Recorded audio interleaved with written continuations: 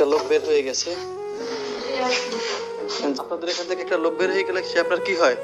Customer. আপনার customer. মাত্র 200 টাকার বিনিময়ে অবিবাহিত সুন্দরী যুবতী মেয়েদেরকে বিক্রি করে দেওয়া হচ্ছে আবাসিক হোটেলে। এই ঘটনা ঘটছে বাংলাদেশের ঢাকায়। বর্তমান সময়ে কোন হোটেলে এই সমস্ত মেয়েদেরকে পাওয়া যাচ্ছে তা আমি আপনাদেরকে এই ভিডিওতে ভিডিও সহকারে জানাবো। হোটেলে যখন আসেন কাস্টমার গুলো কি হোটেলে ডাইরেক্ট আসেন না আপনারা নিয়ে আসেন? কারণ আমাদেরকে রুম আলাদা থাকে আর ওদের জন্য আলাদা। এই ঘটনা ঘটছে বাংলাদেশের ঢাকায়। বর্তমান সময়ে কোন হোটেলে এই সমস্ত মেয়েদেরকে পাওয়া যাচ্ছে তা আমি আপনাদেরকে এই ভিডিওতে ভিডিও সহকারে জানাবো। এবং এখানে কিছু খারাপ দৃশ্য দেখানো হয়েছে। যারা তোমরা 18 বছরের কম বয়সের তারা অবশ্যই ভিডিওটিকে ইগনোর করে চলে যাও, কারণ অনেক খারাপ দৃশ্য দেখানো হয়েছে।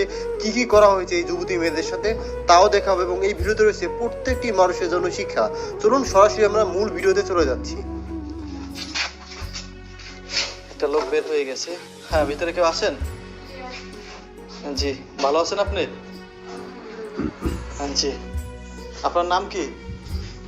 আপনাদের এখান থেকে একটা লোক বের হয়ে গেলে সে আপনার কি হয়? কাস্টমার। আপনার কাস্টমার। দৈনিক আসেন না মাসে আসেন না একটানা থাকেন, কিভাবে কি? না, এখানে আমি 2 দিন পর পর আসি। 2 দিন পর পর আসেন। থাকি না। আচ্ছা, আপনি একটু বিস্তারিত আপনি একটু জানতে চাই, বলবেন? আপনাদের এখানে ম্যানেজারের অনুমতি নেওয়া আছে। আমরা ভিডিও শুট করতেছি, তার অনুমতি নিয়ে আসছি। দেখছেন তারা কেউ আসে নাই, তারা বলছে অনুমতি দিয়েছে। আমরা একটু বিস্তারিত জানবো আপনাদের কাছ থেকে, সত্যটা বলবেন? বলা তো যায়। আপনি এই লাইনে কতদিন যাবত আছেন? আমি এই লাইনে প্রায় 1.5 বছর হয়ে যাচ্ছে, বর্তমানে আছি। এটা ছাড়া অনেকগুলো কাজ আছে, সেই কাজগুলো করে মানুষ জীবন জীবিকা নির্ভর করে। তাহলে আপনি এই কাজ কেন বেছে নিছেন? আমার যদি এই কাজ বেছে এই কারণে নিছি যে আমার জব করতে যে যদি আমার দেহই যদি দিতে হয়, তাহলে ওরকম টাকার আমার প্রয়োজন নেই। তাহলে দেহ দিয়ে আমি টাকাটা কামাই করি। আপনি কি মনে করতেছেন অন্য কোনো কাজে দেহ দিতে হয়? অবশ্যই আমি এর জন্য পরিস্থিতির শিকার হয়েছি অনেক জায়গায়। অনেক জায়গায় পরিস্থিতির শিকার হয়েছেন। আচ্ছা, এই কাজটা থেকে ফিরে আসা যায় না? আমার মনে হয় না যে আমি এই কাজ থেকে আর ফিরতে পারবো। কারণ যদি কেউ আপনাকে সুযোগ দেয় এই কাজ থেকে ফিরে আসার জন্য, বা কেউ অফার দেয়, বা কেউ আপনাকে ভালো ছেলে আপনাকে বিবাহ করে সুখী রাখতে চায়, তাহলে আপনি কি করবেন? আমাদের মতন এই সমস্ত লাইনের মেয়েদেরকে কখনো সেরকম অফার দিবে না, কিছু ক্ষণিকের জন্য আর সময়ের জন্য, যেটা বাস্তব। কেউ কি আপনার জীবনে কখনো কি এরকমের কোনো অফার দিছিল, বা কেউ কি আপনাকে কোনো সরল পথ দেখাইছিল যে এই পথটা ভালো, এই পথে গেলে তোমার জীবন ভালো হবে, বা এই পথটা খারাপ, এটা ছেড়ে আসো, বা আমি তোমাকে বিবাহ করবো, এরকম কথা কেউ বলছিল? বলছে তো অনেকে, কিন্তু আমি অ্যাকসেপ্ট করিনি, কারণ আমি বিশ্বাস করি না। কারণ সে মানুষটা আমার কাছে আসছে, সে দেখছে আমি এগুলি করি, সে দেখে শুনে কখনো আমাকে গ্রহণ করতো না। আমিও তো আসছি, আমি দেখছি আপনি এই কাজ করেন। এখন সাপোজ আমি উদাহরণস্বরূপ আপনাকে বলছি, আমি আপনাকে প্রস্তাব দিলাম যে মনে করেন যে না, আপনার একটা সুন্দর জীবন আমি উপহার দিব, বা বন্ধুরা, এই যে মেয়েটিকে দেখতে পাচ্ছেন, এই মেয়েটি কিন্তু জীবন সঙ্গী খুঁজছে। মানে আপনাদের মধ্যে যদি কেউ এই মেয়েটিকে বিয়ে করতে চান তাহলে কিন্তু বিয়ে করতে পারেন। এই মেয়েটির নাম্বারও কিন্তু দিয়ে দেওয়া হবে। তো পুরো ভিডিওতে বিস্তারিত থাকছে, ভিডিওটি মনোযোগ সহকারে দেখুন। যাবেন সঠিক পথে। সেরকম পারফেক্ট মানুষ হলে অবশ্যই ফিরে যাব। যদি আমার মতো একজন আসে? আলহামদুলিল্লাহ, হ্যাঁ, আলহামদুলিল্লাহ, চলে যাও। এখন তো আপনি 2 হাত ভরে টাকা কামাইতেছেন, জানি যে এই কাজে অনেক টাকা, এটা আপনাদের মুখের কথা। আমি তো আল্লাহ না করুক আমি কোনোদিন করি নাই, কিন্তু এই কাজে অনেক টাকা আমি শুনছি। এখন যদি সে আপনাকে নিয়ে রাখে অল্প কিছু টাকার বিনিময়, অর্থাৎ শুধু বাদ দিব আর ভালোভাবে রাখবো, এখন সেখানে কি আপনি থাকতে পারবেন? অবশ্যই আমি মেনে নিতে রাজি। আপনি মেনে নেবেন? জি। সম্মানিত বন্ধুরা, অল্প অল্প কথার বিনিময়ে কিন্তু সত্য কথাটা মুখ ফসকে বেরিয়ে গেছে, অর্থাৎ সে মানতে রাজি। অর্থাৎ যত বড়ই খারাপ হোক না কেন, ঠিক আছে, তার মনের ভিতরে কিন্তু ছোট্ট একটা জায়গা হলো আবেগের ভালোবাসার জায়গা থাকে। এটা সবার ভিতরেই আছে, এটা তার ভিতরেও আছে। সেও কিন্তু এখনো ভালো হতে চায়। যদি আপনাদের ভালো লাগে, অবশ্যই যদি কেউ তার সাথে যোগাযোগ করতে চান, অবশ্যই আমাদের কমেন্টে জানাবেন। আমরা তার ঠিকানা দেওয়ার চেষ্টা করব, বা তার সাথে যোগাযোগ নাম্বার দেওয়ার চেষ্টা করব। আচ্ছা, আপনাদের এখানে কি কি নিয়ে আসেন একটু জানতে পারি? যখন আপনারা আসেন হোটেলে, যখন আসেন কাস্টমার গুলো কি হোটেলে ডাইরেক্ট আসেন না আপনারা নিয়ে আসেন? না, আমরা নিয়ে আসি না, হয়তো আমাদের পার্সোনাল কেউ থাকলে নিয়ে আসে, আর পার্সোনাল না থাকলে ওরাই দিয়ে দেয়। আচ্ছা, আমি একটু পার্সোনাল আরেক কয়েকটা কোশ্চেন করি, হয়তো আপনি মাইন্ডে নেবেন না আশা করি। আপনারা এখানে কোনো জামা কাপড় টাপড় নিয়ে আসছেন, এগুলো কি আপনাদের? হ্যাঁ, এগুলো আমাদের 3-4 দিন থাকি তো থাইকে একচুয়ালি কাপড় মানে টাকা পয়সা জমা করে তারপর চলে যাই। 3-4 দিন আপনি কত টাকা ইনকাম করতে পারেন? 3-4 দিনে মনে করেন 25-26 এরকম। 25-26 হাজার? জি। 25-26 হাজার টাকা ইনকাম করেন। ভিতরে ওয়াশরুম আছে না? প্রতিটা রুমের ভিতরে ওয়াশরুম থাকে? প্রত্যেকটা রুমের ভিতরে ওয়াশরুম আছে। ওয়াশরুম আছে আর একটা খাট থাকে? সেপারেট ভাবে। মূলত ফার্স্ট আসছি তো জানতাম না, এসে দেখলাম এই অবস্থা। বালিশ কয়টা? একটা বালিশ?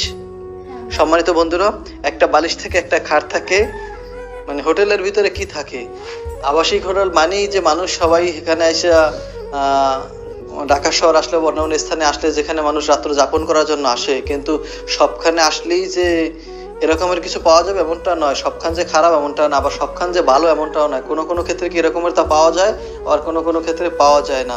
এজন্য সবাই সাবধানতা অবলম্বন করতে হবে, কারণ অনেকে ফ্যামিলি নিয়ে আসেন ঢাকা সিটিতে আইসে কি করেন, থাকার যখন জায়গা নাই, যা যে কোনো ডাক্তার দেখাইতে আসেন বা অন্যান্য ক্ষেত্রে আসেন, তো ওই সময় হোটেল খুঁজেন থাকার জন্য, ফ্যামিলি নিয়ে আসেন, মা বাবা ভাই বোন আত্মীয় স্বজন, এরকম সিচুয়েশনে যেন না পড়তে হয়। আপনাদের কাছে কখনো এরকম সিচুয়েশন হয়েছিল যে 3-4 জন আসছে একসাথে তার ফ্যামিলি সহ? আসলে আমাদেরকে দেখায় না, কারণ আমাদেরকে রুম আলাদা থাকে আর ওদের জন্য আলাদা, এই জন্য মানে হোটেলের ভিতর বাক বাক রুম আছে, যারা রাত্র যাপন করে ভালো মানুষ হিসাবে তাদের জন্য রুম আলাদা, আর যারা এই কাজ করে তাদের জন্য রুম আলাদা। জি। তার মানে আপনার জন্য রুম আলাদা? হ্যাঁ, আমার জন্য আলাদা। আপনাদের হোটেলের মালিককে কি আপনাদের টাকা দিতে হয় কি পরিমাণ? আমরা টাকা দিই হয় কি, আমাদের গাইড থেকে তারা 300 করে কাইটে নেয়, প্রত্যেকটা কাজে 300 করে তারা কাইটে নিয়ে নেয়। প্রতিটা কাজে 300 টাকা? হ্যাঁ, মানে একটা ছেলে আসলো, সে কাজ করলো, সে যে টাকা দিছে সেখান থেকে তারা 300 কাইটে নেবে, আর বাকিটা আমাদের। কত করে এক একটা ছেলে কত করে টাকা দেয় আইডিয়া?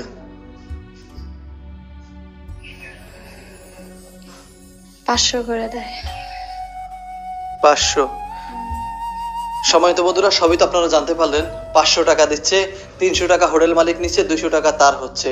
আসলে মূলত সব বিষয় মিলিয়ে একটা কথা হলো, সেও জান্নাত চায়, সেও এই কাছ থেকে ফিরে আসতে চায়।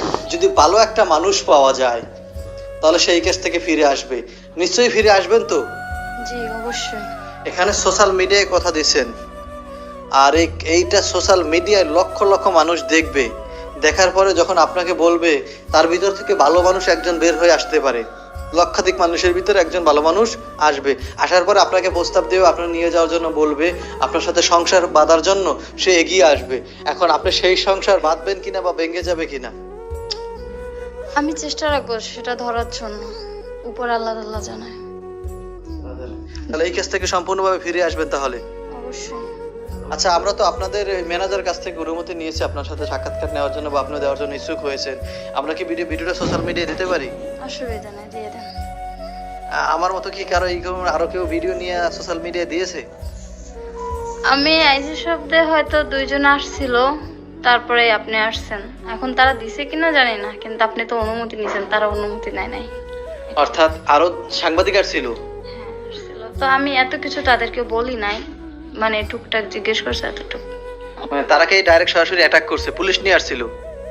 পুলিশ আনছে কিনা সেটা জানি না, হয়তো কাউন্টারে ছিল, কিন্তু আমরা এত কিছু বলি নাই, মাস্ক পরা ছিলাম তো, তাই ওদের সামনে বেশি কিছু বলি নাই।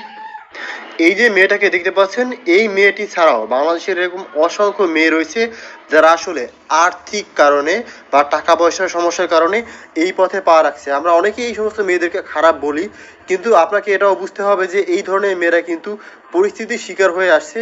কিন্তু ধর্মীয় দিক থেকে যদি আমরা বলি, এটা অবশ্যই অনৈতিক এবং খারাপ কাজ, এবং এই ধরনের কাজ মোটেও করা উচিত নয়। এই ভিডিওটি শেয়ার করার মূল উদ্দেশ্য হচ্ছে সোশ্যাল অ্যাওয়ারনেস তৈরি করা, কারণ এই ধরনের কাজে কখনোই লিপ্ত হবেন না, এবং এই ধরনের কাজকে আমরা কখনোই সমর্থন করি না।